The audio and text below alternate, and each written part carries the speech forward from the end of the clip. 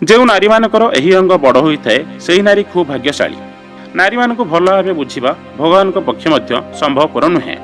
तेणु साधारण मनुष्य मैंने किभଳି हवा नारी मानक बुझीपारे। प्राचीन काल में नारी मानक नहीं अनेक किछि ग्रंथ विद्वान मान द्वारा लिखा जाइछि। सामुद्रिक शास्त्र में नारी मानक शरीर गठन को आधार करी अनेक किछि कथा लिखा जाई अछि। जेपरि भाग्यशाली स्त्री मानकर लक्षण कौन से शास्त्र में वर्णना कराइछि। जदि महिला शरीर यही अंग बड़ होता है तेबे सही महिला अत्यंत सौभाग्यवती होता है। नंबर 1, जो नारीर मुह तार बाप मुह सह मिसी जाए तेबे सही नारी बहुत ही भाग्यवती होता है। यही महिला निज स्नेह आदर निज परिवार को सर्वदा बांधि कर रखि थाए। नंबर 2, जो नारीर जीभ लंबा और लाल रंगर होता है यह सह से महिला मुहर मधुर बाणी बाहरी थाए। एभली महिला को लक्ष्मीवंत नारी बोली कहुए। यही स्त्री थिबा घर सुख समृद्धि भरी उठी थाए।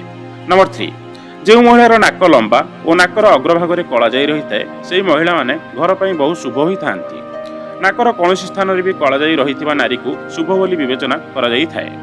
नंबर 4, जो महिलार मुह गोल और चमकिला भली चेहरा होता है से महिला निज परिवार पर सौभाग्यवती होई थांती। नंबर 5, जो स्त्रीर आंगुठी लंबा होता है से निज पर बहुत लकी होता है हेले छोट आंगुठी थिबा महिला अन्य मानक पर भाग्यवती होई थांती। नंबर 6, जो महिलार कान द्वितीय चंद्र भली और लोमहीन होता है से महिला माने मध्य भाग्यशाली महिला तालिकार रही थांती।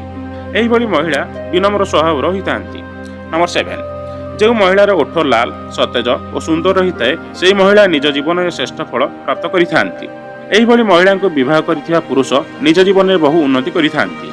नंबर 8, जो महिलार केश लंबा और घन होता है से झील मैंने भाग्यवती होई थांती।